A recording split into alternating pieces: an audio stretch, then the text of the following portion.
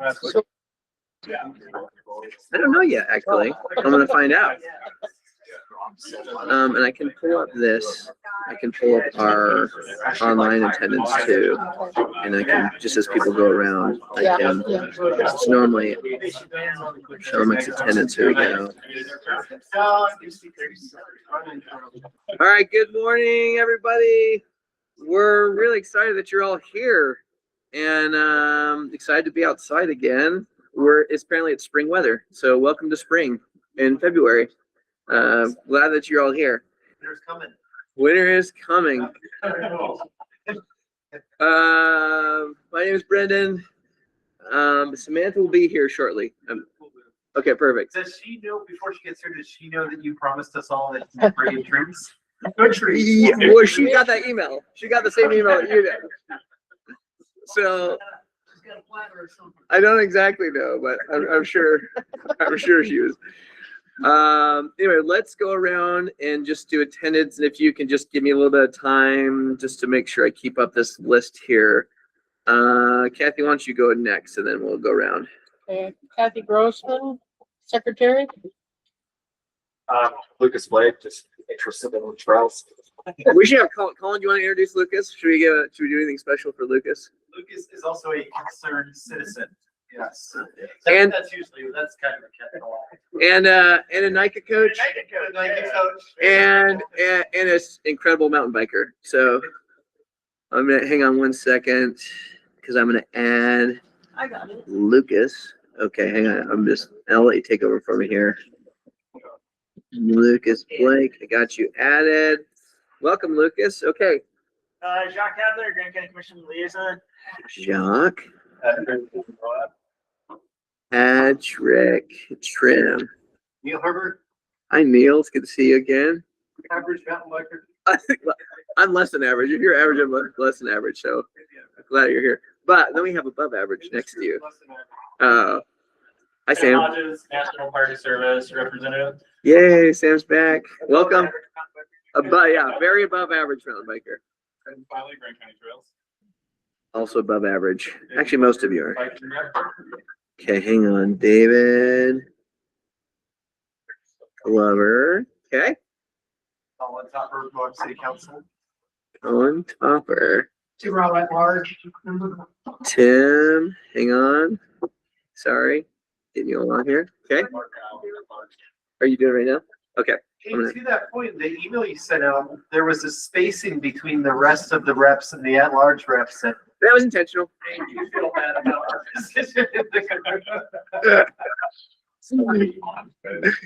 An afterthought.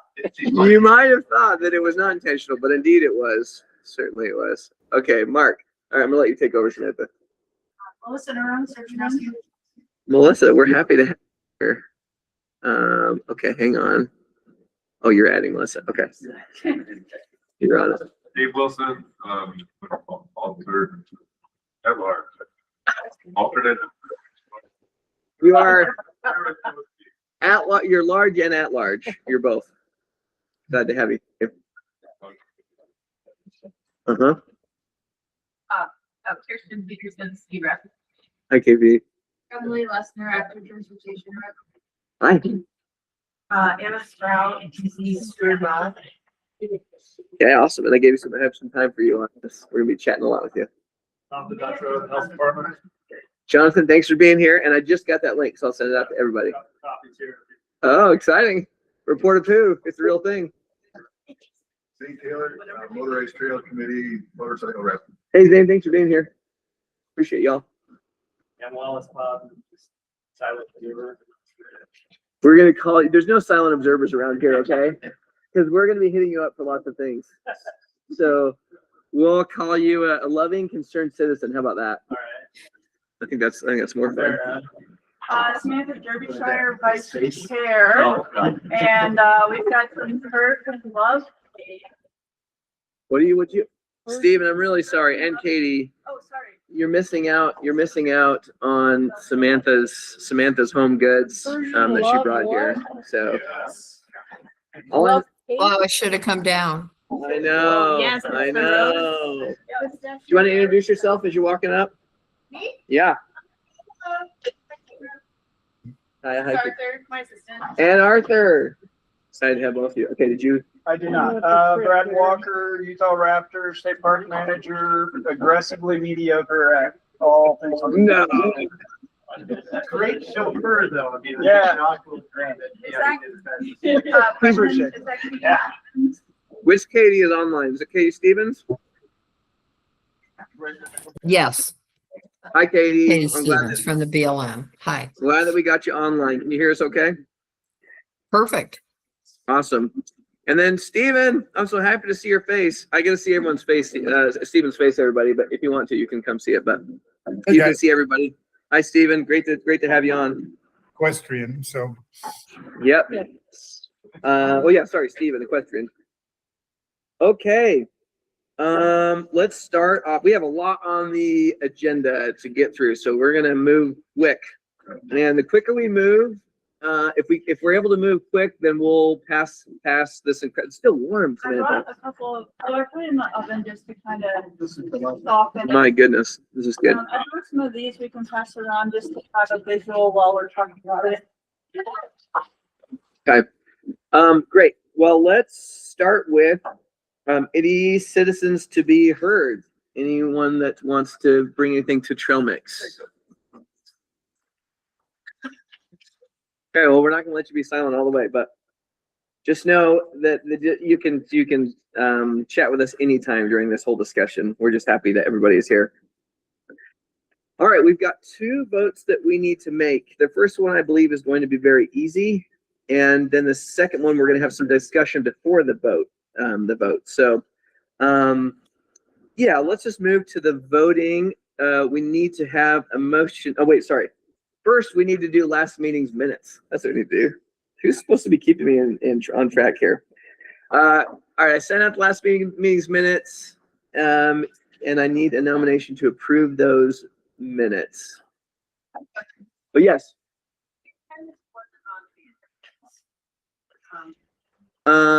Great point. No, it was not. Although we did take attendance. Right, and I guess maybe it doesn't matter as much anymore, but like, It does. there are mistakes, so it's just always nice to like have it just Thank you, KP. No. So I'm gonna remind myself and put a little note that I'll send out the attendance with all the meeting minutes. No, thank you so much. And I think I just forgot. I think I had been doing it and I just forgot last time, so I apologize. It was my fault. You can, It was my fault. Does everyone still feel comfortable voting on last meeting's minutes, even though I don't have the attendance? Like say, I moved to approve the minute with the addition of, or correction to add attendance. So moved. Oh, okay. What she said, Sorry, with the mouthful. Okay. moved. Can we have a second then? Second. Second, and then everybody approving last meeting's minutes. Any other discussion or anyone not? Okay, great. Last meeting's minutes are approved. Thank you, KP. We'll get those. I'll get those added every time I send out the minutes. Thank you for reminding me of that. Great. Okay. Next vote. Quick question Yeah. about that. Do you want the names on the minutes, or could we put the link to the attendance spreadsheet? Or both. I think That spot? either one. I've just been saving it as PDF and then sending it out. I think they need to be on the minutes. Okay. I don't think, like, it's count as something that's a part of. Okay. Yeah, I've just been doing it as a PDF and then sending it out. Yeah, that works. But So, I also But for include. like the public. oh yeah, that's right. And Kathy's also put it in. Well, We just have- didn't last we have meeting. both. Kathy, don't leave us. Okay. So we have a GCAT RTP grant proposal. Do you want to just give us just a quick, I know I've sent it out so everyone can review. We're going to vote on it. Can you just give us a quick little ditty on it? Yeah, so the little spiel, RTP grants are going to fund the trail crew for the most part. And then my hours, and some of Maddie's hours are usually the match from the county. But our trail crew, like I said, almost entirely RTP funded. That's been funding us for the past decade nearly. So this is just another year doing that. And we're trying to, it's always like, what's the narrative? What do we want to sell the state of Utah on, or like why we need some more money? And we thought the obvious one was going to be e-bikes coming on March 1st. And there's going to be some implications of those e-bikes coming And basically what we're just kind of asserting is that there's gonna be a change in use patterns. The big thing that I want to say is like, we don't anticipate there'd be like a whole lot of extra erosion on the trail. That's not a thing that we're going to assert, because there's not a whole lot of studies or data on that. But what we can assert from people from other communities that have brought e-bikes in is that there's changing use patterns. So there's going to be newer riders on popular trails, faster speeds on average a little bit, longer rides, more use on popular trails, some need for more signage, and a need for increased trail delineation. So those are all pretty just like neutral things that are going to change with the adoption of e-bikes. More people in town, some more newer riders, and then those e-bikes allow for like greater capability. So all of that's going to impact our trails, and that's kind of what our narrative is going to be.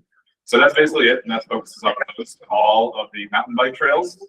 And of course, then, you know, we also have hiking and other non-motorized trails that we're focusing a little bit too. We're going to flesh that out a little bit in the future, but the one that came up was Hidden Valley. That was a thing that needs a little bit more love, and it's not GCAT's direct responsibility to work on Hidden Valley, but the BLM approved us to do so. So there's Hidden Valley, and then probably a couple other non-motorized trails that we'll pepper in there as well. That's the grant application. It's so we have to vote on it in this meeting, so that way it can be sent to the commission to make it on to get a letter from the county commission for the deadline, which is April 1st or something like that. Yeah. Do you want that to be on this agenda? We're having an agenda review tomorrow. If so, we need the letter ideally the day today. Or are we looking more at the first meeting in March? I think first meeting in March is okay. That would be Yeah, and that way that gives Patty a minute to come back. When is Patty come back? 26th, I believe. Okay, great. Yeah. I'll have to check my notes, but I don't think it needed to make it onto this. Next meeting. Okay, definitely check. It's today. But this vote would count either way, either meeting. This vote would count. Hopefully you looked at the documents that were sent out to you all. I thought it was great. It's funding GCAT, which we obviously know what they do for us all. And so I will take a motion to support the GCAT RTP grant proposal. What's that?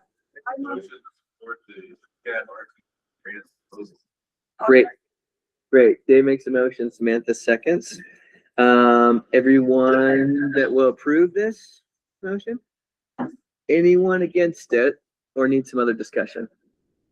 Okay, then that is approved. And we'll get that sent off to you guys, communicate to either this meeting right away or March's. Yeah. Okay. And obviously it'll be sent to commission administration. Great. Okay, I have, because the next vote is about the e-bike class 1 etiquette doc. I want to have some discussion around that. So what I did was, and Samantha helped a ton on this, which was sent out. Everything that you all had sent feedback, I incorporated it and then added it to this one sheet. I also sent that out so you all could take a look at it. I know, David, I got a few items that we can potentially add in for future communication. But because I just got yours this morning, David. But I guess we need to, let's open up to some discussion first and then have a vote before that.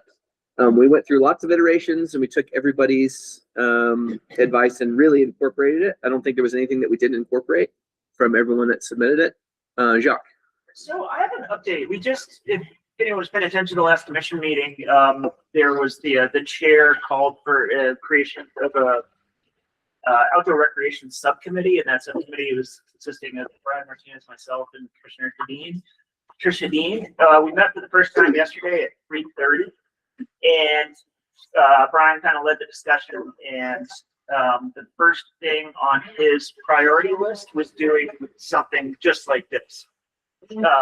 He wasn't aware of the trail mix effort that we've been doing, so I informed him that, and then that he wants to get this out again, practically similar goal to what we have ASAP. We talked about ways to do that, and utilizing the co-op office of tourism is kind of a thing that makes the most sense. So I was, is that kind of what the direction? It was, yeah. So the whole intent that we talked about was, yeah, go ahead. This was kind of a pet project of mine. I wanted us all to kind of get on the same page of what messaging we want to be putting out there with e-bikes coming in just a couple of weeks. And so, it kind of kept getting picked months and months. So we finally got it sorted. Well, this is what I kind of came up with based on what Brendan had initially written and suggested edits or whatnot. So the idea was then to disseminate this to like all pretty much as many people as we can to educate and get everyone kind of on the same page. Awesome. There was one other piece that Brian brought up, and that was, so this is class 1 e-bikes. As we all know, there's a whole bunch of class 2, class 3, and unclassified e-machines out there. And one thing that he brought up that's interesting is giving those riders who show up on something other than a class 1 e-bike something to bite into. So like a list of places where they can ride. It's already on Discover Go app. Yeah, well, it seems to me it's basically everything e-bikes used to be able to ride except Dead Horse. Yeah. Right, like all the like Slick Rock and the motorized. All the motorized trails. All motorized trails, so like Yeah. pointing them to like Sovereign, for example. Yeah, That's- totally. Anything that's moto legal, but just coming up with more of a unified message for those folks to. Yeah, Yeah, this was written more towards like you've got a class 1 e-bike and you want to know you're coming and Yeah. you know, where do you ride it, that kind of stuff. we could definitely add where we talk about what's permitted, describing what a class 1 is, and then class 2, and then at the end of that, say, certainly if we have a digitally simulated link right to Right. that. Yeah. But then also say like all of these, one of these are allowed on all motorized trails. Including maybe like a couple. Okay. Sovereign trails and Poison Spider is Slick Rock. Anna? now that e-bikes are allowable on all mountain bike trails sections, Maddie, the GCAT does have like a former e-bike pamphlet, which might not seem relevant, but now that you have class 2, class 3, etc., that actually is relevant to those groups. So that's already something created that could be used for class 2, etc., versus class 1. So that a resource like that already exists. Yeah, definitely. I thought that's. So that's going to be my recommendation. Yeah, sounds great. And Brad, you could clarify, like state parks are still just class 1, right? Correct. My Yeah, that's why that would need it. Yeah, yeah. We An just, amendment to it. yeah. So That one doesn't have Dead Horse on it. It doesn't? No, it does. It just has, it lists that Dead Horse is this place you can go, but it lists, route connections along BLM links. So not just Poison Spider, it lists some of the other, some things that things Tyson thought were cool for e-bikes Right. at the time, which I think are relevant to class 2. That like monitor their map is not relevant to class 2. Too. So there's a couple of things that would need to be amended on that, but it's certainly like an easy thing to do to push part.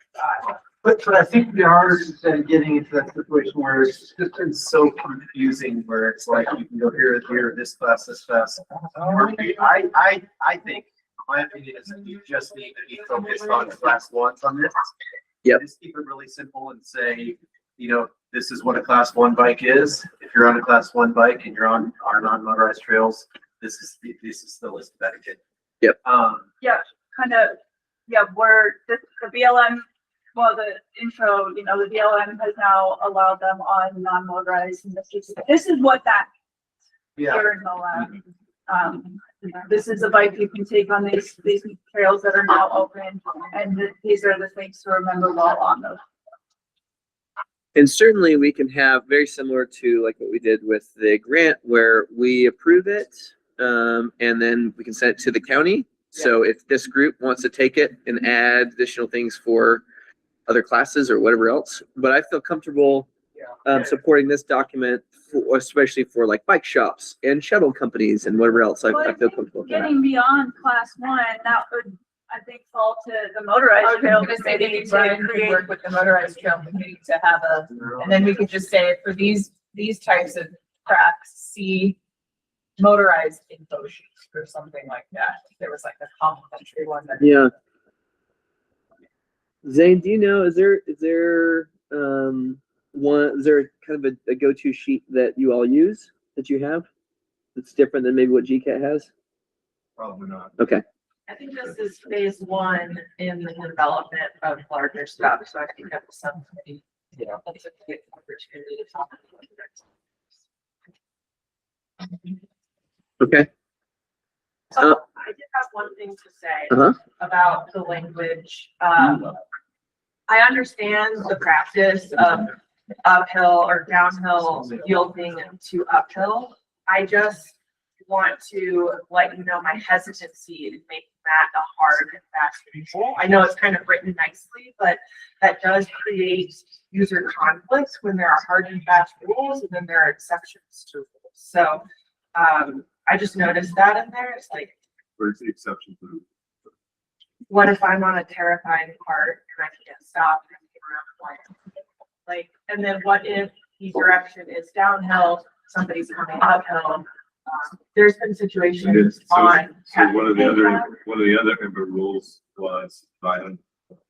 So that might be, so I'm just saying hard and fast rules like that do create user conflict between users. So same users. I totally agree with you. That up. And originally I did have the language of IMBA, what it said in IMBA, which was like the control thing, right? Like yield to, right? I'm just expressing my experience working. Sure. And that hard and fast rules are challenging and can create user conflict. I get what you're saying. Everything on here is ultimately a recommendation. You don't have the ability to make any rules. Yeah, I know. And I'm just saying that like that, while that is a recommendation, a lot of times in other places, it's a hard and fast rule and that user to user enforcement can create negative encounters. So, I would just play with that a little bit. Like at least add in, you know, proactively communicate with uphill and downhill riders or something that kind of pushes this idea of you have to not only look ahead, but you have to ask questions. Because riding under control at a certain speed is right, like might look different for somebody faster than somebody slower. And so now you have the conflict if you're going too fast around the corner. I'm going uphill, you should have known this, and now you have conflict. I don't think it always happens here, but I do know that it does happen in places that have hard and fast rules. So asking riders to just be proactive in communication when considering uphill and downhill right of ways is my suggestion. Okay. Any other thoughts? So it sounds like everyone else is good with everything else except for that piece there that Anna mentioned. I don't know if the headphones comment is. Just like it seems like that. Oh, there was the one in the original document. It And said just suggesting headphones is also like not. So that came from Fruta when I contacted the different areas that have it, and they just had a lot of conflicts, so they added it in their list. Yeah, speakers are knowing that headphones can be dangerous as well, and people not being aware of what's going on around them. Sure. I think this is kind of a through line throughout the document, but maybe something that's like a little bit more of an upfront, like, you know, I see, and we certainly heard from like search and rescue that like one of the biggest issues with e-bike availability is that like people get in way over their needs. And I feel like some sort of like, we have like, you know, be prepared, know your boundaries, but we don't have a like know your own limits thing, like something that's like, and I don't know how we would phrase that, kind of just like a reminder. The very last bullet point is they can extend your range and access train considered longer. I just don't think that's like clear enough, maybe. And I think it should be, yeah, because I do think that's the biggest thing. It's like, if you're, you know, my recommendation is like, don't ride a trail but that he doesn't feel comfortable riding on like an analog stop button. You know, but obviously people aren't going to do that, but something just like as a reminder that like probably the number one safety issue with e-bikes is people getting it over their own personal skill and getting into trouble. And I don't know how, maybe that's something wordsmith, but something that's like maybe just set up the top, because I like what we have like be prepared. Or maybe like no, I don't know. I don't have any good ideas about that phrasing. How about don't overestimate your ability? That's good. Thanks, Stephen. That's a good call, Stephen. And then the only other thing I have is being using abbreviation for service before we use the word. I'll put up to the top, US Forest Services.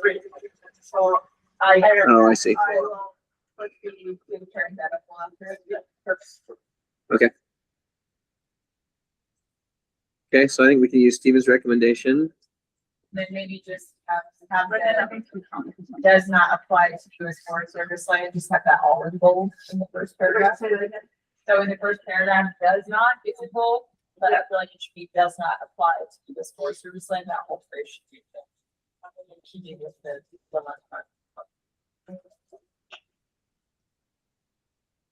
Cool. Are we able to add things to it right now, or are we trying to go on today? I mean, we were because it's coming March 1st, obviously. So we're not going to meet until March. Our next meeting is until March, and so it would be great. We potentially, if there's something that you think we could add that we could all vote on, that wouldn't be. the motion can include, pass with X, amendments. Because we already have a few that we've tried to chat about. What do you got in mind? I just feel like a big thing that is gonna happen is, which happens on like Porcupine Rim, single track especially already, is it's gonna be worse on every trail with e-bikes. Trying to go around features that you're not able to ride up, making a whole new trail. Noting to like dismount and walk your bike up features. I really like the yeah, well, because he said that out, Dave, so I read through the. Okay, so David sent protect biological soil crust, crypto, stay on established trail surface at all times, never ride off trail, widen trails, or create ride-arounds. E-bikes make it easier to travel across off-trail surfaces, increasing the risk for long-term desert damage.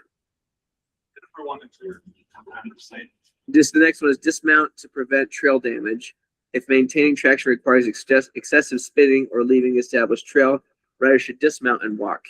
E-bike power can encourage ride-arounds and trail widening if not used responsibly. I'm fine with, I think, both of those pieces. I would say the first part, the second piece of each one could be someone's opinion, right? As we've read and all things, even all the studies they've done, there's no finite like this does this or this does this. So I would be comfortable, and you all tell me what you think. I would be comfortable with the protect biological soil crust crypto, stay on established trail surfaces at all times, never ride off trail, widen trails, or create ride-arounds, and kind of just leave it at that. So I'm not there yet. So we would just have that in the first one, and then second bullet point: dismount to prevent trail damage. If maintaining traction requires excessive spinning or leaving established trails, riders should dismount and walk. And then take off the e-bike's power can encourage ride-arounds and trail widening if not used properly. That makes sense, because we're taking out those opinions and we're putting in like what we're asking to do. That would be my suggestion. Combine those 2 points into one, now they make it shorter. Okay. Like it's not like it's necessary to avoid. Well, I think won't the dismount into the existing extra torque to increase likelihood of spinning. Yeah, that's what I was gonna say. It's already. But another sentence in that saying dismount if necessary. So we already have covered some of the second point, David, that you brought up, but the first point I think would be, we could say that protect biological soil crust crypto, stay on established trail surface at all times, never ride off trail, widen trails, or create ride-arounds. I feel good about adding that into there. If in doubt, dismount. Almost all of these points on the whole document are like applicable to all riders. Sure, that's exactly right. And I think that is the goal. Right? Yeah, Yeah, I tried to really make it so it wasn't singling out e-bikers, because some of these points are points that could be made for regular bikers, like it's about behavior, not necessarily the e-bike. So, definitely had some help from ChatGPT when writing this, but yeah, just really tried to keep it very neutral so that no party was getting upset that they were feeling singled out. And I think you did a great job. And I think to Anna's earlier point, you know, what the intent here is to establish like a habit of thought, not hard and fast rules, but just like habit of thought, sorts of courtesy, right? Yeah. And, you know, that's societally, we have so many instances of that where we just, these things aren't hard and fast rules, but we know to, you know, give cyclists laws for, you know. totally. So this is all we're trying to establish. Okay, so Samantha, do you want to just talk about the edits really quick so that we could vote on it while we're here? So we are, one second. Arthur, what'd we do? Pass them around. actively going through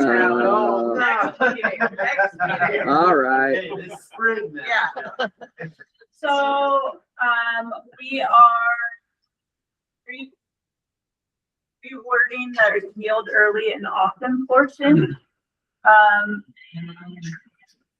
To include proactively communicate with uphill and downhill riders.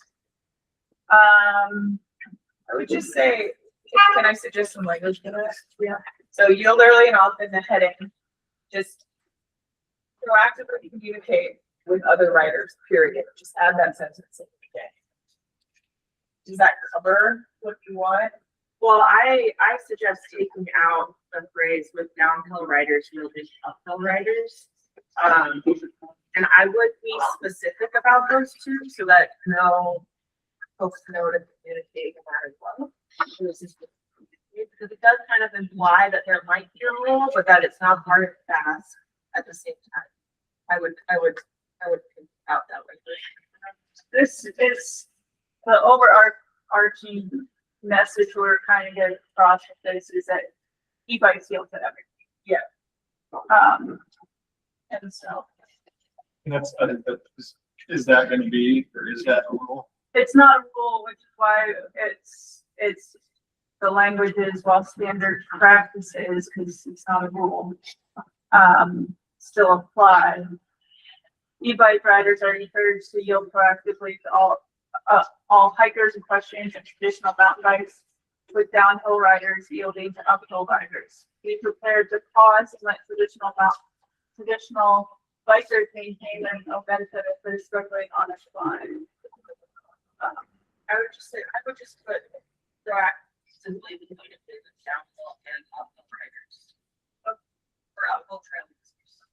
Clearly to uphill riders is a standard thing on every mountain bike trail I've ever been on. So I'm guessing That's what everybody else think. I would leave it in. yeah. Maddie was the one last. If you guys remember, Maddie was the one last time that said because there's no one that has said it's a hard and fast rule. She recommended that we didn't necessarily have it as a rule that we're making in here. So that was Maddie's suggestion. So many things in here are not rules. They're just. Right. This is Right. practice, and you're expected to continue to uphold this practice while riding. Sure. I think I might speak out the last sentence. It's like a little, like be prepared.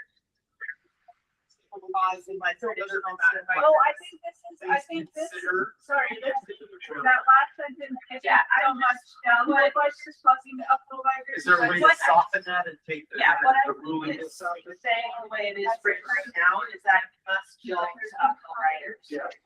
And Traditional my experience was motorized and non-motorized, that shouldn't be both uphill and downhill riders, so that you know what. So I would, it's written as, I I would just soften it with, communicate with uphill, down trail. Because, sometimes we're just having a conversation, she's like, oh, you want to pause? That's okay, I'll come down now, right? Versus we all stop and we're like, who's what? Or somebody's coming up and you're like, you're supposed to stop for me. So like, it's kind of the way it's written and it's hard and fast, it's kind of empowered. So I'm trying to get away from say that like, in Moab, we communicate our needs, right? Whether some of our crowds are recommended one direction, right? And in those directions, there are complicated things. And while you go and see that state for you, sometimes it's perceived by another person to be scary, unsafe, etc. So if we just communicate, that's all I'm saying. Leaning into hard and fast rule, and I'm just saying, let's leave it in there as uphill. Communicate with other council members. That's all. Yes, my one counterpoint to that is that a lot of these decisions are like split second. It's not like time to have like a conversation necessarily in these moments. I really think that there needs to be a standard that gets relied upon. So it's like I would advocate for a rule, and then with also the ask that then you can do, right? Because there is nuance to it, but everyone's brains in these like really like quick moments need to like default to something. Well, needs to be like downhill riders, yield downhill riders. That's the rule. Yes, there's a nuance to it. And I'm just saying that hard and fast rules make for controversy and negative experiences. So, we do. Okay, so I was just gonna say, down at the bottom on the left, still have the food truck today, we got this loud thing.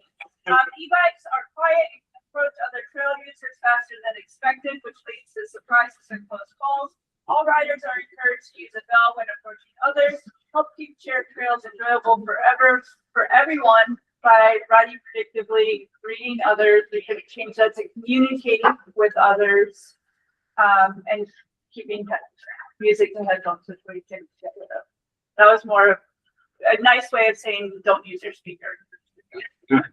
Well, just real quick, so I think it's about strong communication for sure, but then I think there's value in still saying,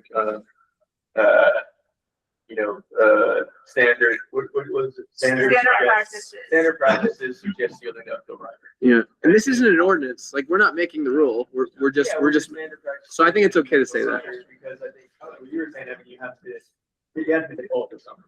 And we also don't want it to get too lengthy. We're trying to keep it short and sweet and get all the really pertinent information across, ideally in one page. Because once we start getting into the weeds, then people are going to stop reading, and they're not going to finish it, and they're not going to care, and they're going to miss a lot. One thing I want to say while this conversation was happening, Kaya brought up something. The second sentence in the yield early and often says when climbing. Oh wait, no, sorry. It says be prepared to pause and let traditional mountain bikers maintain their momentum if they're struggling on a climb.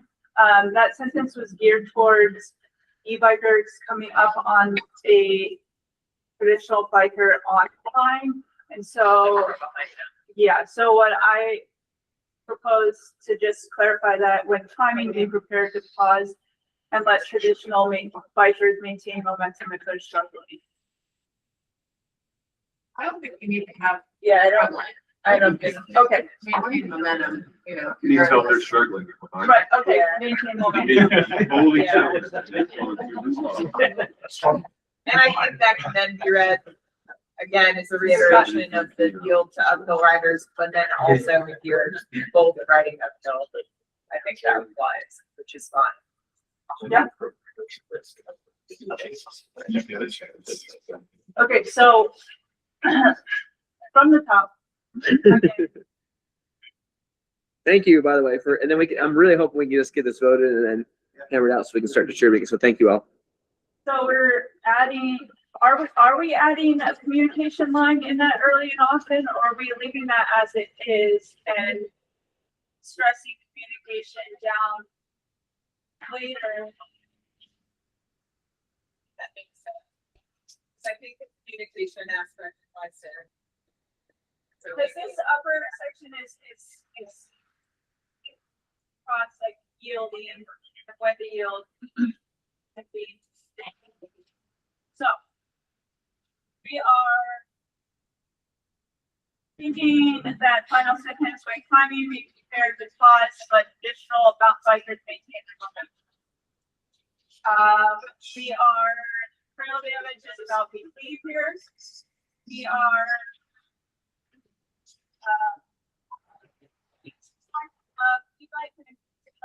spinning the rear tire, avoid power sliding or spinning out on lines. Dismount if necessary to prevent trail damage. Yep. Just some negatives about the compared to pause, maybe saying like pass respectfully to ensure up to leaders to maintain momentum or pass respectfully. You know, the kind of stuff this is a lot of things. Like you can verbalize the pass, but passing respectfully could be something like, and pass respectfully to allow for, you know, up to leaders to maintain momentum. Instead of saying be prepared to pause. Well, they might not be in a place to pass it while this person's maintaining momentum, so they might have to yield for a moment and then start riding. Yeah, again. pass for appropriate respect. That's more like one extra like. Or just not passing off trail. And you would still respectfully. Well, that is in the trail damage is about Oh, it is, behavior, okay. Yep. which is the sentence I just read, protect biological soil crust, stay on established trail surfaces at all times, never ride off trail, widen trails or create ride arounds. Increased power creates increased speed differential between users. This can lead to accidents. As always, keep your speed in check around line corners. And avoid riding muddy or saturated trails. Lightweight on the citation signals are wet. Is there anything I was missing? And then fill your boundary and stay as is. And then awareness and courtesy. E-bikes are quiet and approach other trail users faster than expected, which leads to surprise and close calls. All riders are encouraged to use the bell when approaching other help keep shared trails enjoyable for everyone by riding. It could be communicating with others, communicating, being proactively. What do we want to say? Or just communicating others as you pass. Yep. And we're eliminating. You can take out the headphones, please. Yeah. Okay. And then on the last, be prepared, e-bikes extend your range and access, plan conservatively, monitor the traffic level, essentials for water, navigational tools, and basic clear supplies. And then we're gonna say, don't overestimate your building. Where we put that? I think right there. We can add that. Maybe just like a good thing for future messaging. Okay. Okay, so That's great. Then that makes it easy to vote for it. The Trail Mix Instagram, that's like, did you know? Yeah, that's great. Great idea. well, we do have some follow-up documents that there will be that talk about that. Okay, I will. Okay. So with all those changes, thank you for being patient, helping deal with all those changes. I take a motion to approve this class 1 bike etiquette one sheet to distribute to bike shops and to the commission. Okay, motion made. Second, Samantha. Okay, everyone approve? Anyone no? Or any other discussion? Way to go. Way to go. Okay, way to go, everybody. Okay, we got to move quick through everything. So next is a more depressing subject. Kathy? How dare you? Kathy, I know Kathy, who has been the best being part of this group and for a really long time, is leaving us. Not because you offended her, but because she's moving to warmer weather. Warmer weather. Warmer weather than Moab. I'd like to make a motion. Motion approved. I'm moving to Tucson. Do you want to? I know you'll have a chance to chat when we do our report outs, but do you want to talk about anything? I've lived here 14 years. I did a lot of trail work with the Freebies and Scott Escott in the early days, and really enjoyed that. And I like to think of my little grandson. I have a brand new grandson up at Salt Lake. I like to think of him coming down here someday and riding those trails, knowing that his grandma. You were part of it. You were part of it. I think that would be very cool. Well, you certainly have a great legacy here, and you've helped us a bunch. Let's just give Kathy a shout out, everybody. And tell her thank you. So we have her for one more meeting. So at March's meeting will be her last. But thank you, Kathy, for everything you're doing. Thank you. I sent out in an email. We have that secretary position that will be opening up. If anyone is interested, please chat with Samantha or myself, and we would love to have you involved. It is a voting position. Yeah, we're gonna miss you. Okay. I think Anna might have covered this already, but Kathy has been sending the Moab Happenings our trail mix information, and they've been posting that, which is awesome of you. And so we need someone to start doing that by the 20th of each month. And I think I saw some email about that. Okay. Okay, that's okay. I have a comment on the date, the deadline. I write the hiking column for the Moab Happenings, and it's supposed to be in by the 20th. I have found if you wait till the 20th, sometimes there are mistakes. If I could get it in early, like 3 days earlier, they usually do it just right. Okay. So give them more time if you can. Okay. So if there's anyone who is feeling like they would like to contribute something from Trail Mix, I guess just chat with myself or Samantha or Kathy. And it's as simple as just kind of writing up, everything that has happened or the thoughts from Trail Mix, and then they'll get it posted in the Moab Happenings. So, okay, moving on. We got to chat spring spruce up. This is a big deal. I know. So April 10th and 11th. And so this is what's come since our last meeting.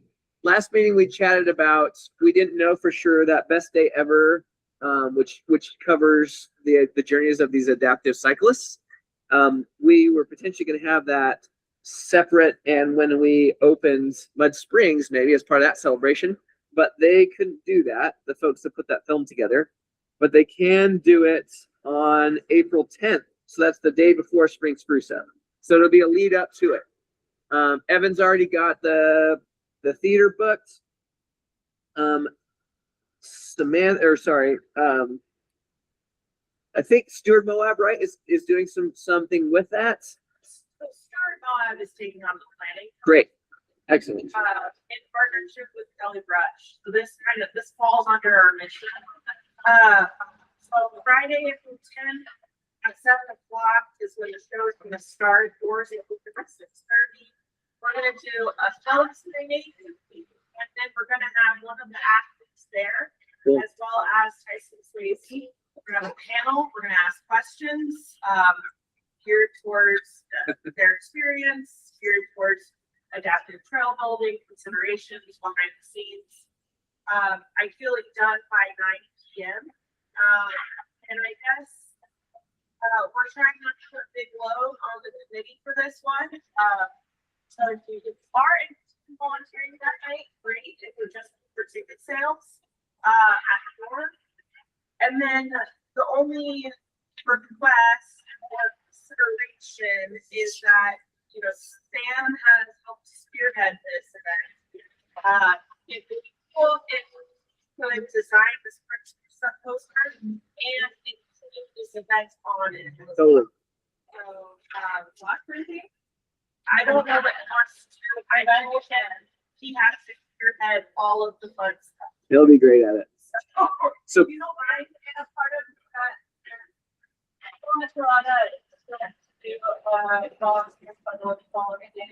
they will help too. Let's just help too. Sunday. Yeah, like your box. So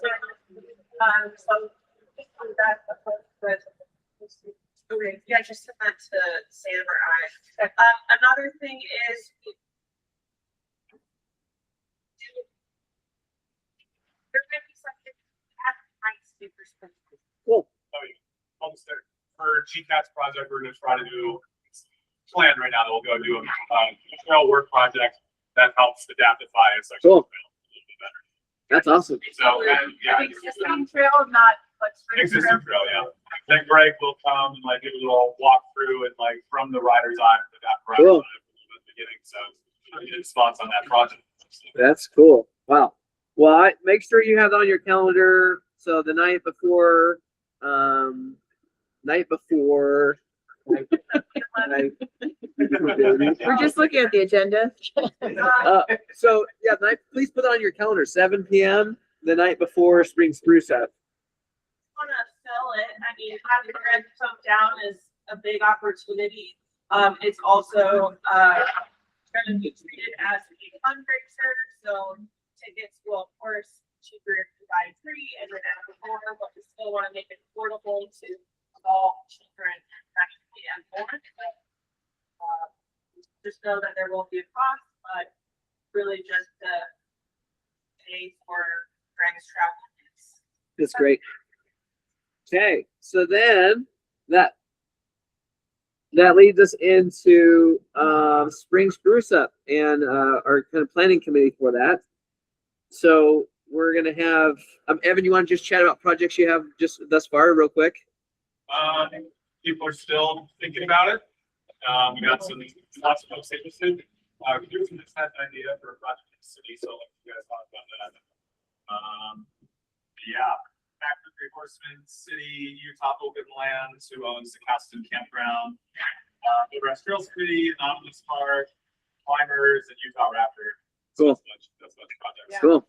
And then just an update that the Landmark project we sponsored last year. They're interested in sponsoring it this year, not with any, well, just for t-shirts. So They can't attend. Their contribution last year that they're not gonna be doing. They won't have anyone down here, but at least we'll get 120 t-shirts. Yeah.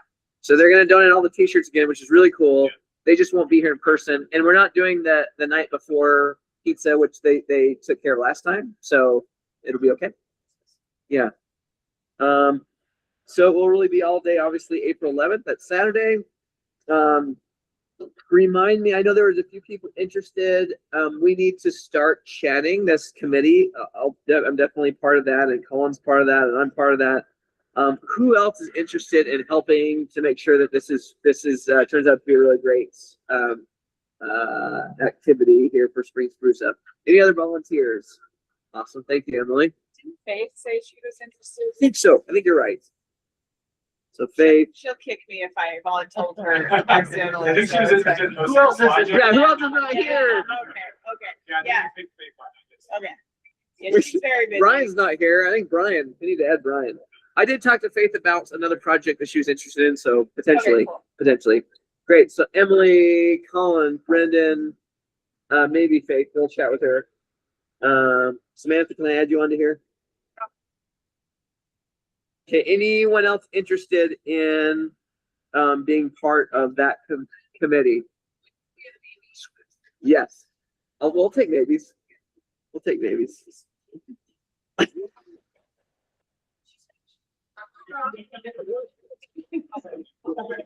Okay, I'll send out, and I'll include KP as a maybe, but I'll send out a little invite for you because we got to start chatting.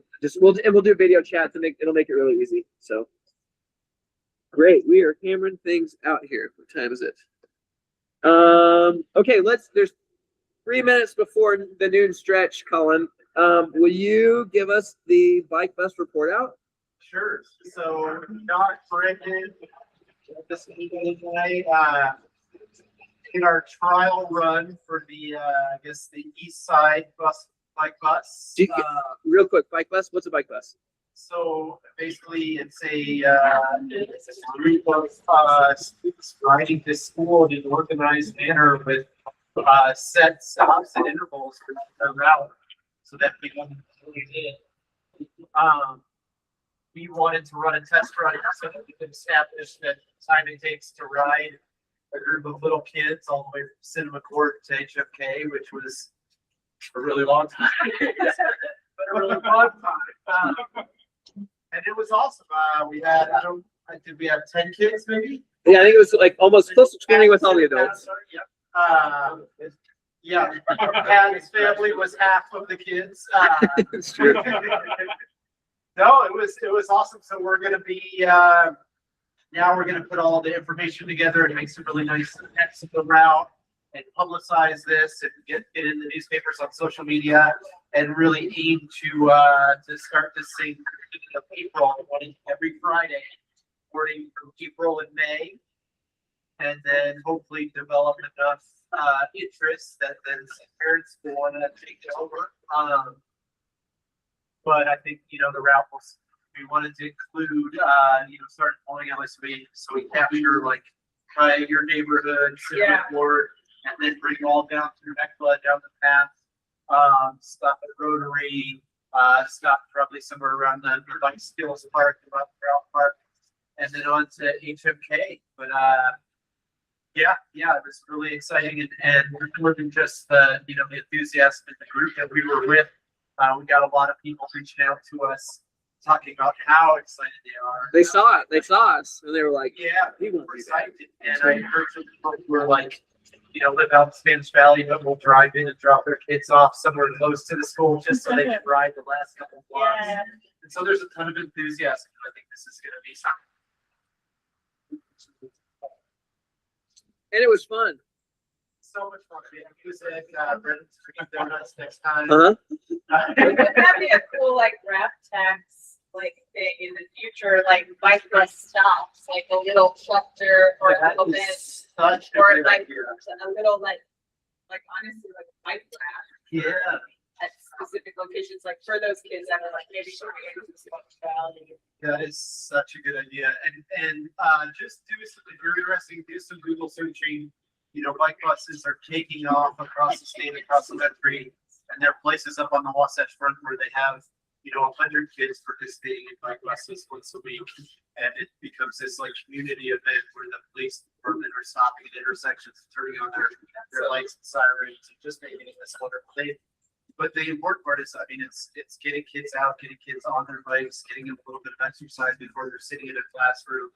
And I mean, the real sort of motivating factor to me was I heard this speaker talking about the state of growing up in this country right now, where kids on average in this country have, this is my soapbox, less than 4 minutes a day on average outside of unstructured time. Kids they come home, they get on devices, they don't spend any time outside. So this, by committing kids to spending 30, 45 minutes on their bike before school and having them be on their bike after school, it's just such a wonderful way to try to provide some kind of intervention to that. Oh, when that bike path gets extended to a Royal Cross. That bus stop in the morning. Are there really? Oh, how exciting. Yeah, that could be. And I had a mom reach out that lives way out in the valley, and she was so excited. She wants to be able to chase that. It was super fun. I don't like riding from my neighborhood to town. Yeah. Mill Creek just seems so sketchy. It is. That actually makes it feel safe. It does. It gives big visibility.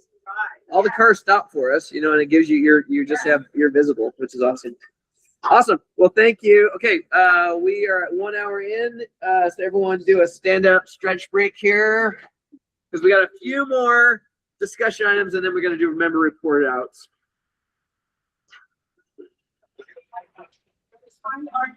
Oh my gosh, what a cute kid. Ridiculous. Might be like, you know, on. No. Okay, so we're gonna talk about. Yeah. Ace,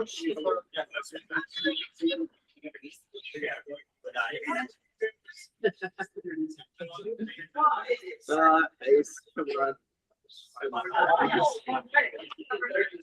Steven, are you stretching too? Okay, good job. Good job. You said what? Oh, perfect.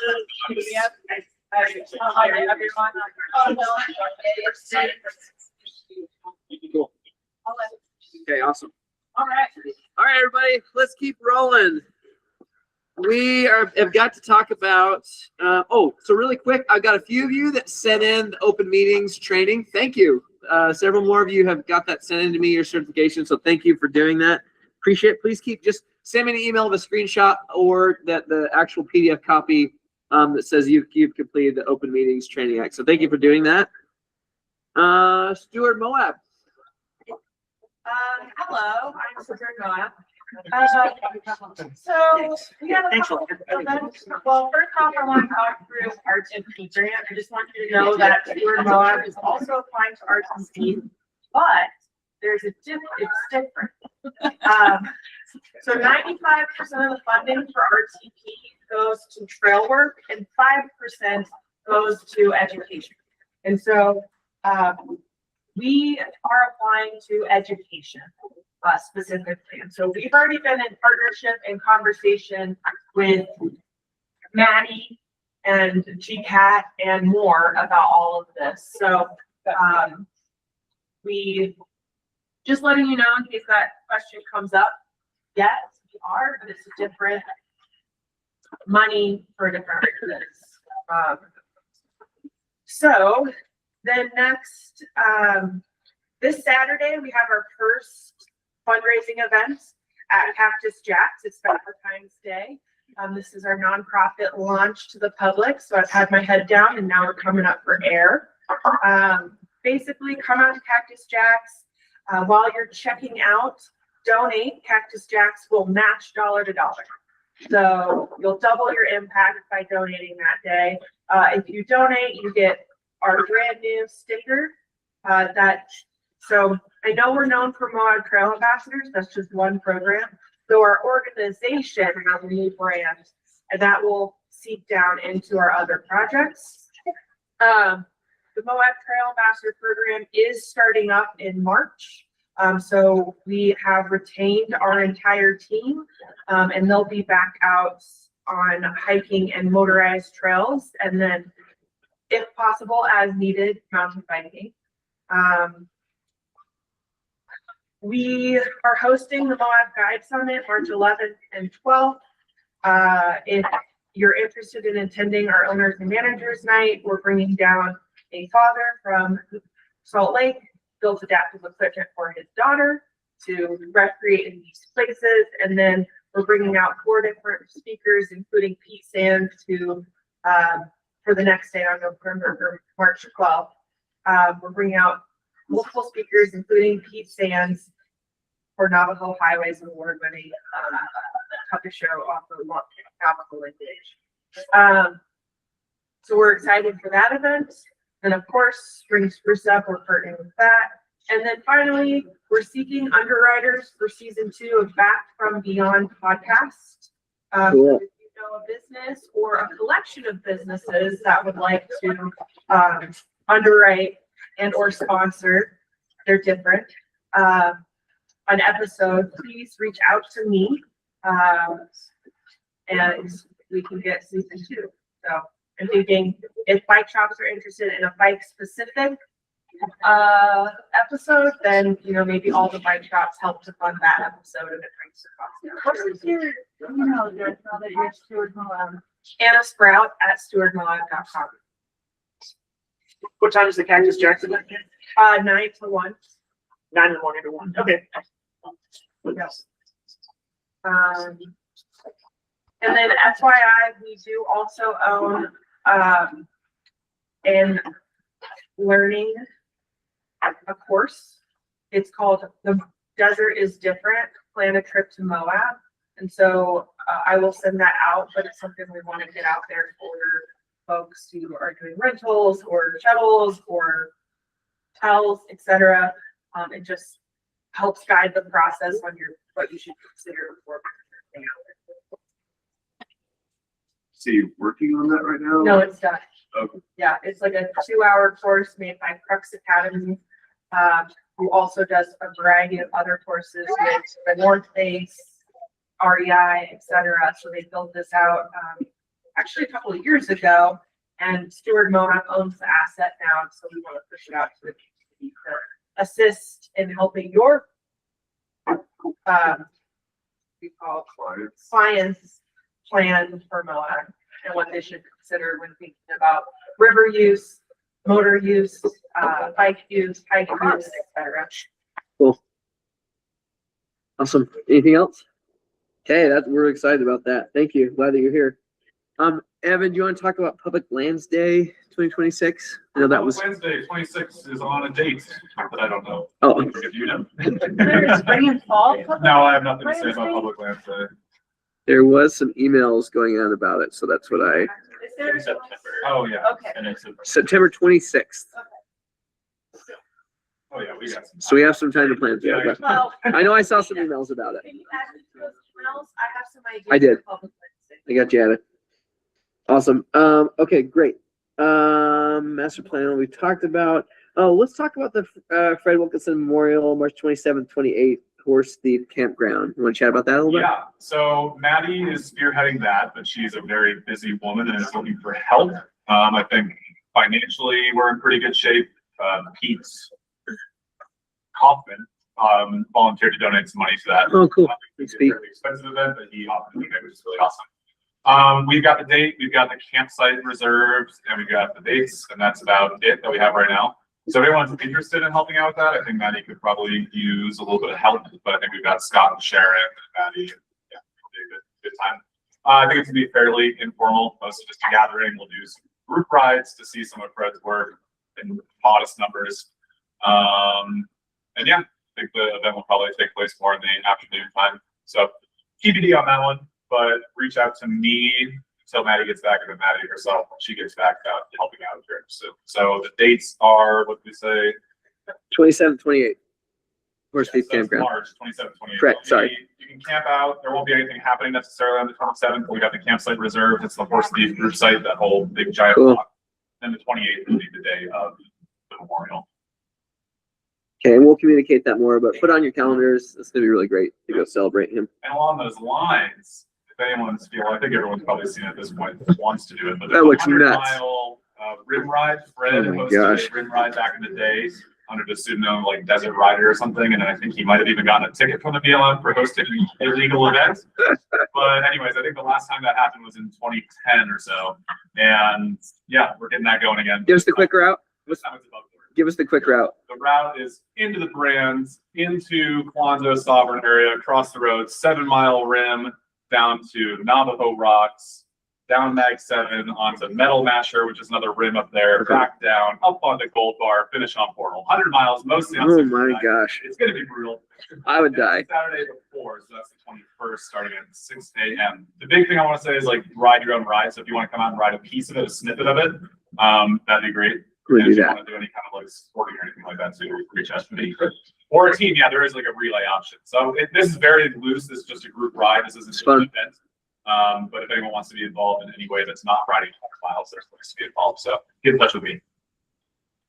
That's gonna be awesome. And then before we move on to member report outs, we want to talk Work Wednesday. Yeah. It would be March 3rd. I know that there was some chat about March 4th. Sorry, March 4th. I know there was some chat about potential trail, right? Yeah. Do you want to chat about that? Yeah, I think we decided last meeting that we were going to do Hidden Valley because that needs some love. I was out there in some pretty decent shape, but there's plenty of stuff we can do. The trail crew may or may not be back by that point, depending on what commission says. There's a hiring freeze that includes even returning staff. They'd be rehired every year, so we'll see if our trail crew is back. So if they're not back, I might require a little extra help from the Trail Mix committee. But assuming that they are back, then we'll be pretty well staffed for that. But in general, with some pretty light duty maintenance up there with some drainage and nothing too intensive because it'll just be a couple of hours. And then, like I said, it's also going to grant for a little bit more of an overhaul in a couple of weeks. What time are we meeting? So March I 4th? don't have a specific time yet, but I think sunset, maybe I do have a specific time. I think it was something like 4 to 6:30 or so. Okay, we'll just plan it 4. I think that's a good idea. In the trailhead there. Yep. It's gonna get shaded. Yeah. Just reminds me, I'm putting on a different hat now as secretary of the MNBA. The Mountain Bike Association is working with GCAT to organize some other trail work days. So I think there's 1 or 2 on the calendar to pull them up. And then MNBA is also restarting its Moab Town series starting March 31st. And every 2 weeks after that, so there's 5 races in spring season. And then for April, in between those, is bike polo. Oh, sweet. Bike polo. Somewhere, I don't know where. but That's exciting. So there's gonna be every Tuesday of April, there's gonna be an event. That's exciting. Somewhere, but that'll be posted. And then in March, I think we'll post this too, but in March, we'll have a women's maintenance clinic again. Cool. All right, member reports. Do you want to keep going, Evan? GCAP? Oh, that's most of it. Okay. Yeah, Maddie's out, office quiet, trail crew might not be coming back for a couple more weeks, so we're just chilling. Okay. Glad that you're here. Thank you.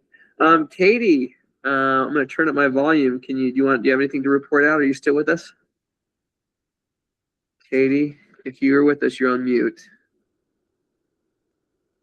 Okay, we're going to come back to Katie. While we're chatting, Katie/Carrie/BLM. So many of you sent donations to my Venmo for Carrie's new baby Juniper, which we're all over there very excited about. And it turns out we can't give it to her, which is kind of a bummer, without her job being threatened. So because she's a government employee and it can be seen as a gift over a certain amount. And so she doesn't even want to, I was like, well, I'm giving it to you as a personal friend. And she's like, nope, can't do that. So Different if she was the president of the United States. yeah, I did say that. I said I could give you a jet if you wanted, but anyway. We're not getting She what she requested is for us to take those funds and fund a little kid's bike or do something with that to another little kid. I chatted with David at the Psych 3 because he gives us costs and all this stuff. And his suggestion, I want to just chat with y'all about and get a thumbs up. We don't need to vote on it, but and it's not a huge amount, but I think it's, I don't know, $300-ish or close to that. That we could put into a little fund at the Psych 3 for any kid, whether it be a NICA kid, whether it be somebody who just needs a little extra help repairing a bike or doing something that we could have in a little fund, and that would help those kids. And I think Carrie would be stoked about that, but I just wanted to get your all thumbs up or thumbs down on that. Okay. Okay. All right. So that's what we'll do. Rather than purchasing a little Strider or something like that, we'll just put it into a fund. I'll get with you, David, and we'll put it into a fund, and whoever needs help until it's gone. Arthur can give Juniper his Strider when he's done. Oh, yeah, that's a good. Yes, as a friend behind the scenes. You can loan it to her. Okay, there you go. Okay, great. All right. No report out from BLM or Forest Service couldn't be here. Search and rescue. Yeah, we've had 7 calls so far this year. 3 hiker related, 2 motorcycle, 1 mountain biker, 1 mission. So that's where we're at. That's which is a winter. That's like hot. So. Yeah, it is. Although it's been pretty great weather, so people have come here. We've noticed. So Junky ski weather, I think that directly. exactly, you are right. Yeah, we look forward to the support regarding the podcast again. We do have some stories potentially lined up at the moment, but things are fluid. There's a lot of dependency on that, a lot of getting the information, getting the people involved with the calls need to agree. Big Jobs 3 still. And that Pincer stuck his, when Pincer stuck his, sport coat, Big Jobs 3. So yeah. We're so excited about that, and you did such a great job with us on the first season, so we're excited about that. Well, yeah, Casey. You all had a lot to do with it, I know.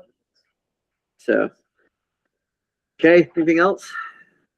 All right, Jonathan, Health Department. Here. New York. Report Foo app up and running. Yeah. So you can pass that out. I also have QR codes here if you want to scan it. You scan it, so it's a Survey 123. It's ArcGIS based software. So you can scan the app. It'll take you, choose to go to the web browser. However, if you're out in the field, you don't have service, I recommend taking the app. They just changed the rules a couple years ago, so you don't have to have a login for ArcGIS. You can just kind of skip through and so yeah. If you're someone who's really out there a lot, we'd love to get you on this. See stuff again, like this good data. It's going to help Stewart know have a lot. Getting messages out to areas that need it, and also funding. Start to shoot. So, anyways, yeah, scan the code. Bring us out, set up a link as well. If you have questions, let me know. So, Awesome. yeah, Anything else? that's it. Okay. What if we see, Colin asked this question last time. Okay, what if we see someone actively doing this? Okay, then what do we do? That's what. Don't take a picture of that. Okay. I said the same thing to him, but. Yeah, Okay. I'm building out the map right now that'll go public at some point. I had a nice conversation with our PIO, the health department. Like, you probably can't put the pictures on that. Internal use. We'll do a presentation. It would be funny if you like pixelated the map. Yeah. You acted. But you know what? If you take a picture with it. Yeah, there you go.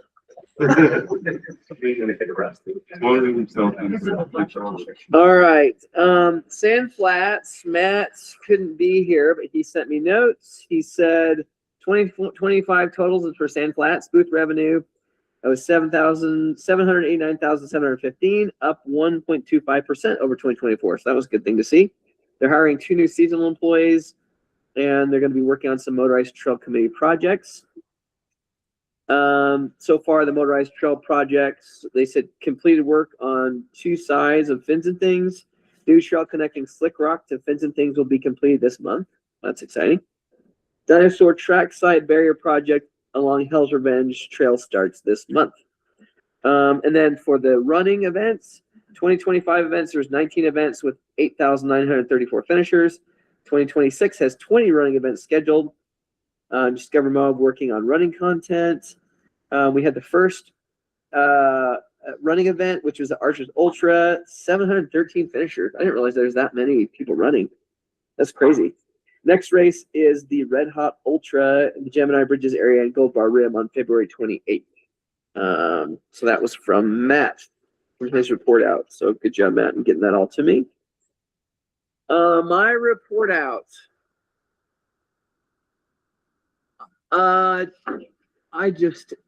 We all need to get outside more. It needs to be for all of us. I know that you are all actively, but I truly believe that this world and this little community would be so much better if they got outside and spent some time out where it counts, where it matters. So thank you all for doing your part in making it a better place to get people outside. Encourage everyone around you. We'll be a better community if we can do that. That's my report out. Samantha. Well, I've had to see Kathy go, so definitely be a note taker. As far as shuttles, we haven't started, but I wouldn't be surprised if people start contacting us soon because there ain't no snow anywhere. Okay. Kathy? I listened to the Overdue Hiker podcast. It was fantastic. And I was thinking in all the gear shops, it should be on a loop just playing, and there should be a table of things that the guy should have had in his pack. So you could buy things like a space blanket or whatever other things you think you could be adding to your pack. So if that happened to you, you'd be better prepared. Thank you, Kathy. That reminds me, while I am planning for season 2 is a ways off. We do want to promote season 1. And so if there's any businesses that want to sponsor season 1, now that it's owned by Stewart Moab, they can do so. And then that would help us promote it locally and then regionally. Great. Awesome. Anything else, Kathy? think that's it. Okay, thank you. David? Some reports that rock stackers dropping, do some new rocks stack.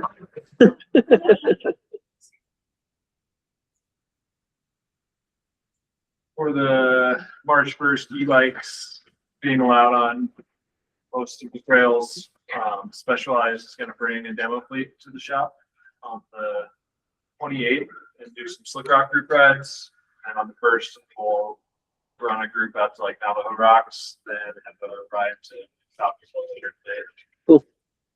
The 29th and the 28th.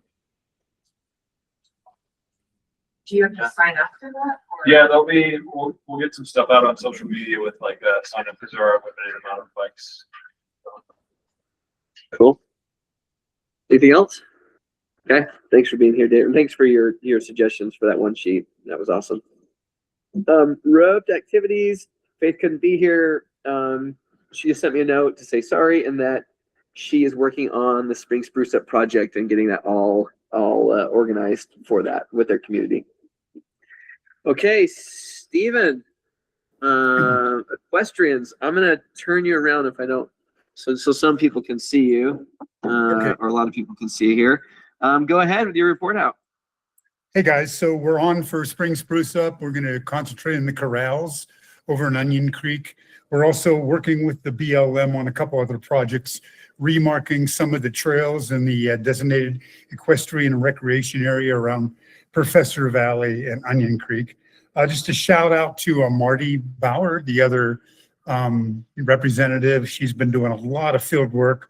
She's been out on horses and on foot and working with the BLM.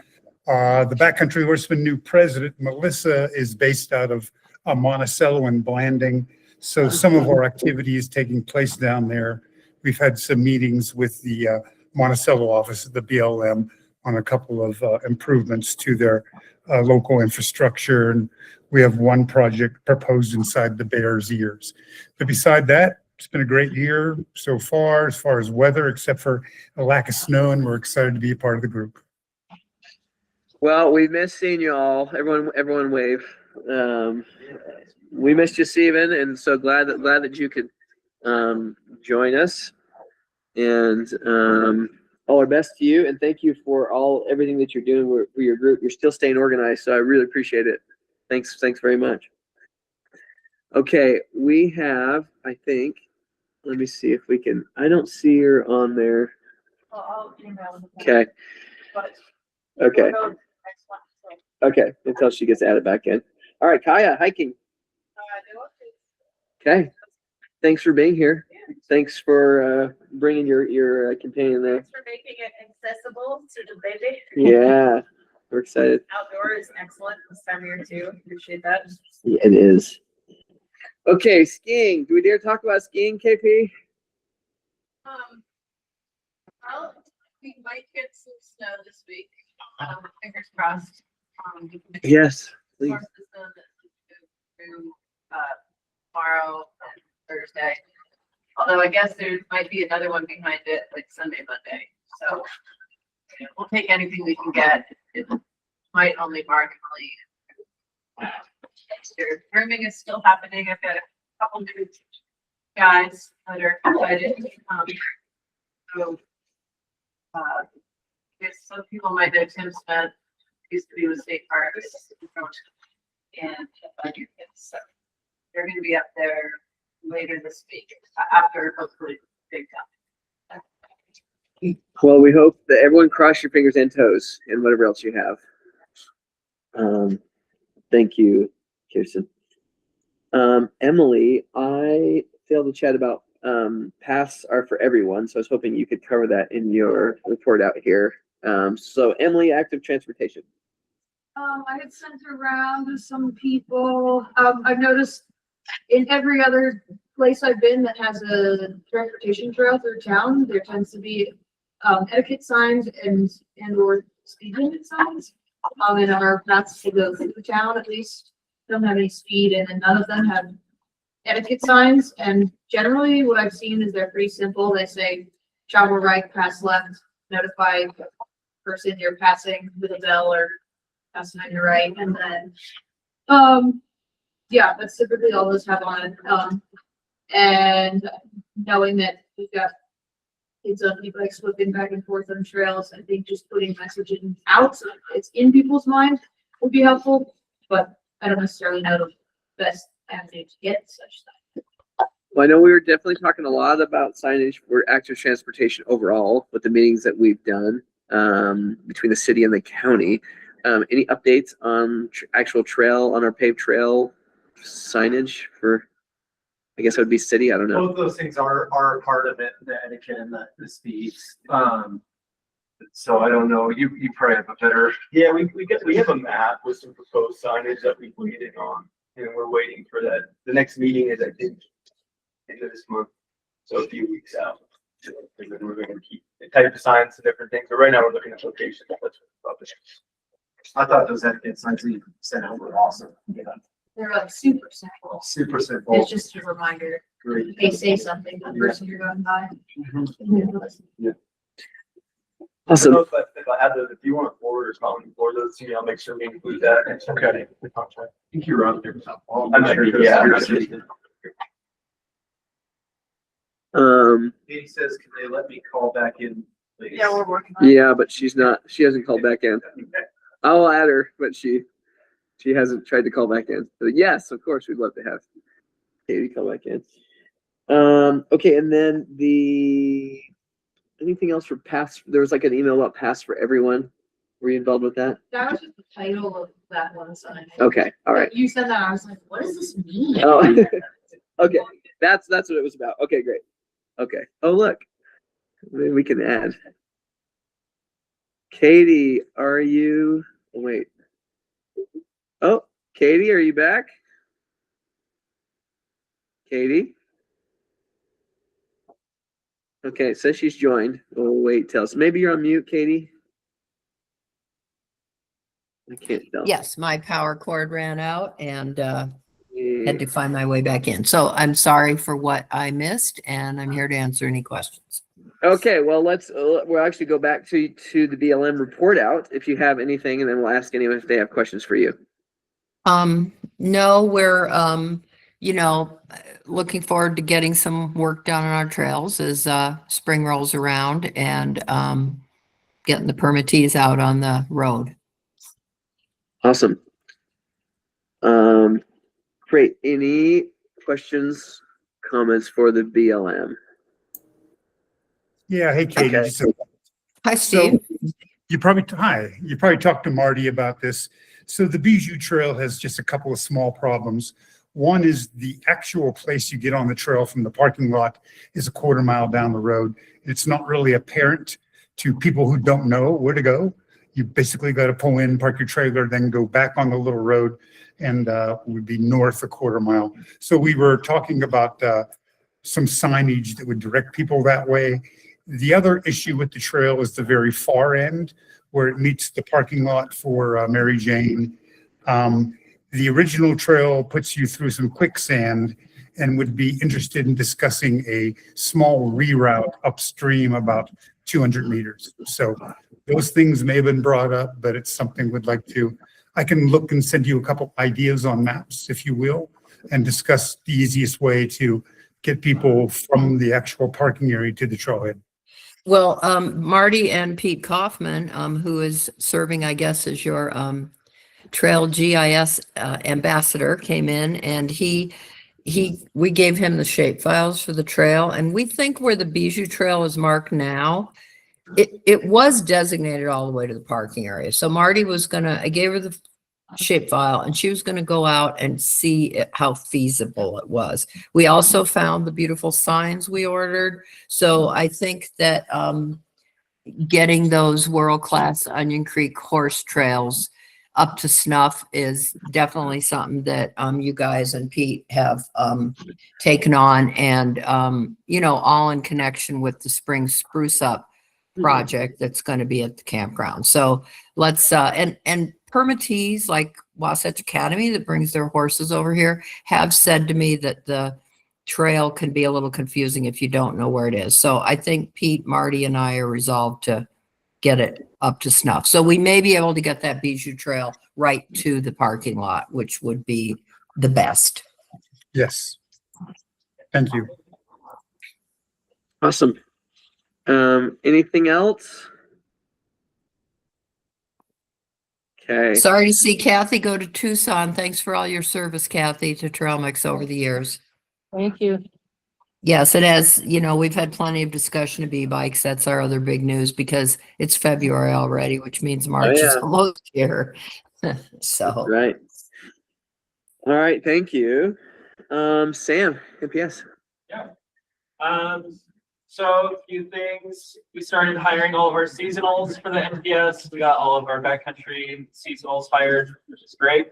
We're going to be installing the gate on the White Grand at the three-way junction on February 23rd. That'll be an unlocked gate just to kind of be a visual barrier that just says like, hey, no ATVs on the White Grand or on any of these roads actually. And that you need a day use permit and that it's a permitted area. So I'll be out there 5 weekends in a row following that to just kind of see what that's like during the busy season. We hired a new division chief for resources for the park. It's a woman named Stephanie Wacker. She's worked for different federal agencies for 23 years, and we're excited to have her. Let's see, last week, something like Lena and Amy Tendick met with the RTCA group, which Jacques and Evan and Colin were there for, talking about just bike access in arches and what is feasible and what that looks like and kind of just getting ideas. Sounded like it went well. There's no updates on kind of what timed entry looks like right now. It's still being reviewed by the interior. So we don't have any updates on that. Okay. And work on the North Wash boat ramp is slated to begin at the end of March, which it seems to me like they're going to be putting in like some sort of temporary boat ramp situation for a little bit before they have like more heavy engineering done. I know they're doing the NEPA and compliance on it right now, but seems like it's likely that it will be closed and not be able to be taken out of it at all while they're doing maintenance on it, because that's how that works. So don't really have any full like objective updates on that besides that it's slated to be started at the end of March. They want to have it open sometime before the end of April. What that looks like while they're working on it, we don't really know. Yeah. Well, like every boater would say, we'll believe it when we see it, right? Yeah. So we're excited to see whatever it is. We're excited to see them do something with it. Yeah, I think it'll be an improvement no matter what. Certainly. So, yeah, that's what I got. At least you don't have much of a high water season to. That's true. There's not going to be high water breaking down anything there. So thanks for being here. Glad the cheers in. All right, at large members, Dave. We're happy to see you. Okay, we're happy to see you. Well, I don't know if I mentioned before, but 14 years or 12 years ago, I visited my brother in San Francisco. And we were walking down the street one day, and he's like, "Oh man!" I'm like, "What?" He just pointed to a human pile, and they had an app. Report to. They had an app, and it allowed them to put their porta johns in places where they were getting high frequency. But then last time KP and I went, we saw a guy leaving one right outside the port. Yeah. Did you send it? He'll take personal text messages if you want. You didn't even get inside the port. Text it to Jonathan. I'll give you his. This will work anywhere in the world. Okay, Tim. So somebody pretty consistently has been cutting some of the switchbacks on Hadrian, where you're coming down and they're rolling and right down, straight downhill, cutting switchbacks and stuff. I think I fixed them twice in the last 5 or 6 weeks, and some of them were there against me. So I think we need to get out and do some trail lighting and do probably more than I can just do an hour or two a week out there. But big rocks and stuff like that, these spots and stuff, because it's no longer the point where if you rake it out, it's still not visible. Just because it's been more than one person doing it or I one see. person doing laps or something. Okay. I walk my dog out there, you're okay, I see that, and you step. Oh, yeah. Oh, yeah. So, yeah, check with GCAP, and I'm sure they're good with it, yeah. It's normally I carry a little bitty brush thing in the pack, so try to get it, but it's been more than, by far more. Okay. That's really good. From the Jacksons. Yeah, the big red hill, Yeah.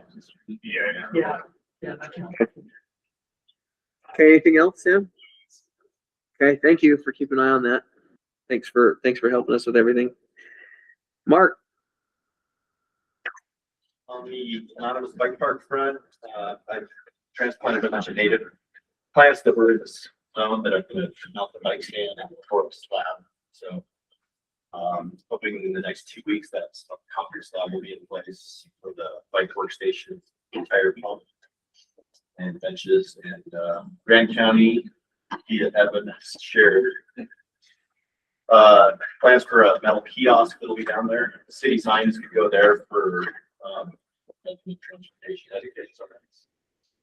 That's a place that you guys think it's appropriate. There should be plenty of space there for signage. Yes, it's Spring Spruce Up event site, so I'm hoping that maybe have a grand opening celebration / final work day, April 11th. Cool. And this is kind of a hub for working on their bikes. Post events for bike maintenance clinics. The park will be 4 benches, 2 kiosks. Wow. Workstation. That's awesome. Good job, Mark. Awesome. Colin. Okay, so I sent out that thing about, so HB 381, the, what was called the electric bike. Oh, yeah. Legislation going through is now been renamed the electric mobility device amendment. And in its new version is a lot less restrictive on e-bike users. But it seems to be moving through, and so a couple of things. The highlights are in its latest version, it repeals existing age-based e-bike restrictions, including the ban on Class 3 e-bikes for riders under 16 and supervision requirements for 1 and 2 e-bikes for ages 8 through 15. So now 8 through 15 allows independent use of the e-bike class with a safety certificate, and so the state will develop an online training program to receive that certificate, or else you need to be supervised. And then age 16 and older allows e-bike use with no safety certificate or supervision or driver's license. And then there's a helmet requirement for riders under 21 and for riders under 18. Law enforcement is not allowed to temporarily hold an e-bike if there is a violation. And then I think probably one of the most important things is that it authorizes local governments to regulate and restrict electric motorcycles, particularly on sidewalks, paths, and trails. Our police department my PD was pretty excited about the original version and is even more excited because this is just a little bit easier from an enforcement standpoint. The really interesting thing that I want to point out, and it's just a testament to just how complicated and how messy this whole thing is that this one, again, this new legislation reaffirms that anything above 750 watts or that the motor continues to above 20 miles per hour is an electric motorcycle. David and I were just talking about, and a lot of the Class 1 e-bikes in town that shops are renting in town are now 1,000 watts. And so all of this stuff that we're doing, where we're sending out these pamphlets and trying to make this stuff a little bit clearer to these people visiting town, is just becoming, it's so confusing because they're bike shops renting Class 1 e-bikes that don't even fit into the state definition of what a Class 1 e-bike is. Oh, man. Hopefully, things are going to improve. But another great part of this legislation is that Tim touched on this at the last meeting, but it makes it a violation to tamper with any class and to adjust any class or what that's the parameters of your running on. But it's messy. Yeah. Okay. Oh, and anything you want me to bring up? Just really, like, how do we? Yeah. It's so hard. It's like, I know it's never going to be adjusting, but it is. Yeah, it's a lot. It's a lot. It's messy. Okay. Anything you want me to bring up? David just brought up the gravel that is in all of the bike lanes throughout town because they sweep the driving lanes and just push it all over into the bike lanes. Anything else? Is that an active thing? They're not trying to do it, but no, they need to take another pass. And actually Oh, get the okay, bike okay. lane. I just assumed it was just vehicle traffic was sort of naturally pushing it, but it's actually. I thought that they Not were being swept. sweeping the lanes and just or not. Yeah. Yeah, but that, I guess that makes sense. Mine also noticed. You can all that, run all the way up Kent's Lake and you can be on. Yeah. How about those shoulders out there? That's what I mean. Yeah. They're so nice and how the cover is gravel, right? 400 east, I think it is in front of the high school. There's the sidewalk and then about a foot and a half of concrete and then it meets the road. Oh, yeah. And there's a lip right there. And I have to ride back and forth that way to get to my house. And they were doing construction on the east side of the road, I guess, and then put a little strip of like asphalt in there to kind of like even out that curve. Okay. But it kind of forces you to ride really close to the road because you don't want to be like riding on the seam. Okay. So I don't know if there'd be any way, I see like on the bike paths, they kind of go in with the pink spray paint on like and show where they have to like grind down a little bit. So if there was a way to like grind, I mean, just smooth that transition a little bit. So it wasn't like, it's a habit right now. And it forces you, and that's where they have like the little barriers in between too. So it's kind of a narrow road already. Describe again where it is. Just in front of the high school where the soccer field. Okay. I'll check that out. Okay. I don't see Tim here. Brad, what do you have to report from the state park? I would be remiss if I didn't talk about Report a Poo. Not that long ago, I just graduated from a state park leadership academy that's like a nationwide thing. And so there's representatives from all 50 states. And when you're done with that, they put you in a room and then they're like, talk about new stuff. And I felt like this was a missed opportunity. Talk about Report a Poo. So I apologize. You're going to start seeing stuff from Alaska and Puerto Rico and like. And then I also realized the more I talked about it, the weirder it got. Oh, wow. And so Now it's got to punch right through that. it's like, no, it's a good thing. We're just not being weird guys. Let's see. So I met with Jog, Luke, you guys talk about some trail opportunities out in Utah Raptor. It was a part of the Arches bike path meeting we had. I'm pretty excited about that. Met with Zane and some SAR folks to explore a single track out there. That was an epic day. And then I met with USGS folks on potential to do some soil projects and some messaging out of Utah Raptor. I feel like we have a pretty good opportunity to start doing some field work to where we could show what it looked like. And then now that it's a park, start messaging on like trying to deal some things. And then we're just gearing up. Yeah, people are coming. Yeah, reservations are filling up quick. Cool. Great. Well, thank you, Brad. Appreciate it. Anything for Brad? Okay. What do you got from the county? What did I start doing last? I don't know. I shook it all up today.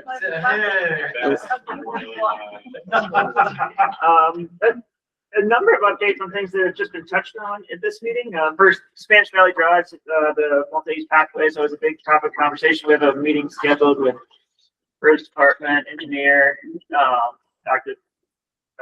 Transportation and Trails here at the end of the month.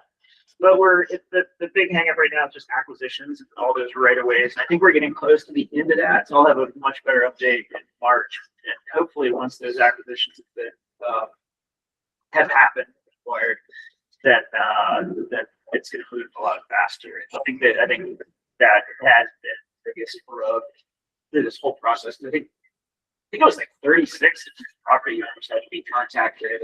Yikes. There's right away had to be secured. So it's still moving. It's an insanely long process. So I've been working on this since I've been getting commissioner probably here today. And then I was going to mention HB 3D ones. You have been following that too, Colin. There's a great update on that. I think it's generally pretty positive. Thank you for that. Trail crew positions, Evan mentioned. So I don't know if you guys were aware during the budgeting process last year, one of the ways that the commission looked to balance the budget was to put a hiring freeze. Any positions that didn't that were vacated, even furloughed, because that's a position that's basically furloughed, so they're expected to come back every year, has to be reapproved at the commission level. So that should be on the next agenda, and I will advocate heavily to make sure we get those positions back, because we all know we need them. And they're grant funded, so that they don't come out of general funds. They should ostensibly affect taxpayer income into the county coffers. What else? So you guys might have seen it. One of the big controversial things we had last year was the $60,000 Arches time to entry study. That was supposed to have been completed at the end of November last year. We just had a kind of a drag out event at the last commission meeting, and that's going to end up being that was voted on to be pushed back to April 31st. So we might have that study done by April 31st. At this point, I don't know how it's going to affect time to entry at all, or even if we have time to entry, that's all. April 30th. And April 30th. I'm sorry, there's no April 31st. Right. Thank you. So there's that, and I was on the bike access. I think that committee's awesome. Colin is on it, and Brad, and others. It's just a group of folks who are interested in having more bike access, and Arch is looking at ways to promote that and ways to make it easier to bike in Arches. It's kind of a difficult park to bike in because of topography and the narrow roads and all that. So it's really cool because I think everyone is really on the same page there, and everyone's looking at ways to improve that. So it might take a while, and there definitely are challenges, but I think we have some momentum on that. Cool. We're going to continue to meet monthly. So that's a really cool opportunity. Cool. I think. And what else? Oh yeah, it's just been winter. As a rare roadie in Moab, winter is the best road riding season. There's no wind. This season's been particularly awesome with the warm weather, and there's no traffic. I've ridden Arches in front. It's just awesome. Take that opportunity if you. Cool. Okay. Do you have to wear Lycra? That's my question. Okay, I didn't know if that was a requirement. Okay, all right, I didn't know if that was a requirement. Patrick, what do you got from the city? It's a couple ongoing projects, the Mill Creek Bank fortification across from Rotary Park. That's a big job. Big job. Holy The cow. baskets are mostly done. There's just a little bit more of that work to be done, and then they're going to backfill. And then I'm hoping by the end of February is what I'm being told to reopen that section of the parkway through Rotary. There might be a few more delays with the resodding that grass that got destroyed with the staging. So that should be soon. And so along with that, city project idea, Evan for the spring spruce up, but planting along the top of that gateway wall to help fortify the bank and break some of that back in on the edge of the neighborhood. So we're looking at the city sources of trees and native stuff to plant there. Cool. And hopefully working with the neighborhood about irrigation taking time. That's the spring spruce up idea we can chat more about. 100 East, all that sediment. So when you spit up by Robin Groff on the 100 East, that parking area, we had some residents with walkers that could not get through there. And so I'm working with Public Works. We cleared the sediment. There's like a 10 or 12 foot section that's not paved, that's not passable. So they're going to work on getting a road base in there as a temporary fix for the walkers, cool. so that we can make that passable with small wheels, roller blades, and walkers. Mill Creek in front of the new powerhouse development. I've gotten a few complaints about when the contractor repatched that area. There's some raised sections that aren't great to reveals either, especially for kids. So maybe I'll work with engineering, city engineering on that, but it's just a good thing. There's like, there's like. Oh, yeah, I guess that's a question there. If it is county, let me know. Okay, yeah, okay. That's all. Okay, thank you. All right, is there anyone else that we missed? I think we got everything, and we're done before the time. So high five the people next to you and around you. Thank you. Great job. What time is it? We're adjourned. Thank you all. We're done at 12:53. What was that? Did you write down what the house bill number Thank you, was? Brendan. That was a lot of content in less than 2 hours. Thanks, Katie. We hammered it I out. don't- Appreciate you. I can't see the. Bye, Steven. Good seeing you. I'll ask Colin.